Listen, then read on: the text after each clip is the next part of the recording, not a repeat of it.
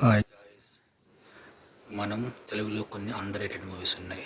ఆ మూవీస్ ఏంటియో అవి ఎందుకు అలా ఉండిపోయాయో గురించి తెలుసుకుందాం. ఫస్ట్ జోష్ మూవీ. ఈ మూవీ 2010లో రిలీజ్ అయింది. దిల్ రాజు గారి నాగ చైతన్య గారి కాంబినేషన్ మూవీ. నాగ చైతన్య గారి డెబ్యూ మూవీ అంటే ఫస్ట్ మూవీ. సినిమా సరిగ్గా ఆడలేదు ఆ కాలంలో. కారణం మెయిన్ రీజన్ నాగ చైతన్య గారి ఫస్ట్ మూవీ కావడం. చాలామంది చాలా ఎక్స్పెక్టేషన్స్ వచ్చారు, నాగార్జున అభిమానులు కానీ చాలామంది. కానీ సినిమా మొత్తం డిగ్రీ విద్యార్థులు, ఇంజనీరింగ్ విద్యార్థుల వాళ్ళ చుట్టూ తిరుగుతుంది. విద్యార్థులు రాజకీయాలకు మధ్య ఉన్న అనుబంధాన్ని, వాళ్ళు విద్యార్థులు, స్టూడెంట్స్ యూనియన్స్ వీళ్ళు ఎలా ఉంటాయి అనే దాని గురించి సినిమా ఉంటుంది. ఈ సినిమా చాలా చాలా చాలా మంచిగా ఉంటుంది. చాలా సూపర్ కాన్సెప్ట్, సూపర్ స్టోరీ. అయినా సినిమా సరిగా లేదు. నెక్స్ట్ మూవీ అతడు. ఈ సినిమా 2005లో రిలీజ్ అయింది.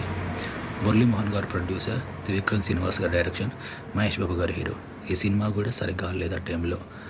And next coming to very recent movie Konda Polam. ఈ సినిమా 2021లో రిలీజ్ అయింది.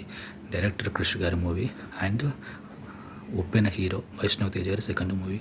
ఈ సినిమానైతే చాలా న్యాచురల్గా ఉంటుంది. ఒక పల్లెటూరులో పుట్టి పెరిగిన యువకుడు ఐఏఎస్ ఆఫీసర్ ఎలా అవుతాడు అనేది కథ. చాలా న్యాచురల్గా అడవిలో చాలా న్యాచురల్గా తీశారు.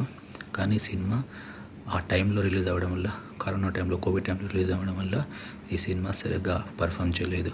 ఇది కూడా one of the under rated movie Telugu. ఈ మూడు తెలుగు మూవీస్ చాలా బాగుంటాయి. ఎస్పెషల్లీ కొండ పొలం అనేది one of the best movie. ఆ సినిమాకు 2 నేషనల్ అవార్డ్స్ కూడా వచ్చాయి చంద్రబోస్ గారికి. So this is under rated movies in Telugu list.